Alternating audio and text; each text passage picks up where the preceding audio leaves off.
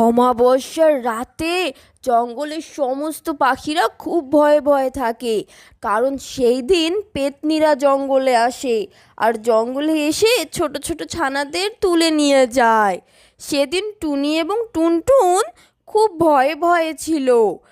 আমার বাচ্চাটাকে যেন পেত্নী ধরে নিয়ে না যায়। এই পেত্নীগুলো আমাদের জঙ্গলের শান্তি নষ্ট করে ফেলেছে।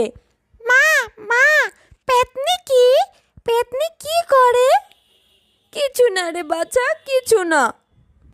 ঠিক সেই সময় টুনিদের বাড়ির ভিতরে চলে আসে একটা পেত্নী, এবং সেই পেত্নীটি এসে টুনির ছোট্ট ছানা টুনটুনকে খেয়ে ফেলে।